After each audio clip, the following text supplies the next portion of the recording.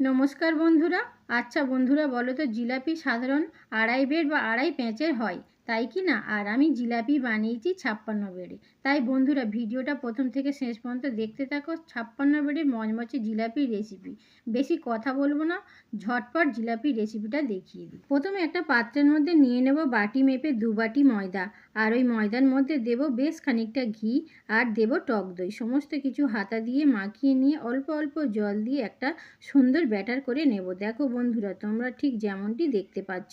এবার ওই ব্যাটারের মধ্যে দেব 1 পাতা ইনো। আরও ভালো করে মাখিয়ে নিয়ে এবার আমি ওই ব্যাটারটাকে চাপা দিয়ে 30 মিনিট রেখে দেব। তোমরা চাইলে আরও বেশি সময় রেখে দিতে পারো। এবার এদিকে আমি চিনির শিরাটা বানিয়ে নেওয়া যাক। দেখো বন্ধুরা, বাটি মেপে আমি চিনি নিয়েছি। তোমরা চাইলে চিনির পরিমাণ কম বেশি করতে পারো। 1 বাটি চিনির মধ্যে 2 বাটি জল দিয়েছি। পাত্রটা ইন্ডাকশানে বসিয়ে দিয়ে ভালো করে নাড়তে থাকবো। এবার ওই চিনির শিরার মধ্যে দেব 3-4টে এলাচ ফাটিয়ে। বন্ধুরা, তোমরা হয়তো হাসবে, কারণটা হলো আমার তো ফুড কালার নেই। আর কালারের জন্য 1 চিমটে হলুদ গুঁড়ো গুলে দিয়েছি, সামান্য হালকা কালারের জন্য।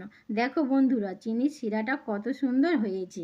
এবার এদিকে যে ব্যাটারটা করে রেখেছিলাম ওই ব্যাটারের মধ্যে দেব 3 চামচ চালের গুঁড়ো আর দেব 1/2 চামচ বেকিং পাউডার। একটু সময় নিয়ে ব্যাটারটা মাখতে থাকবো।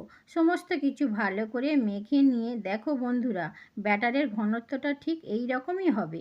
আর এর থেকে বেশি পাতলা করবে না বন্ধুরা। এবার একটা নিয়ে নিয়েছি এই রকম একটা সসের বোতল।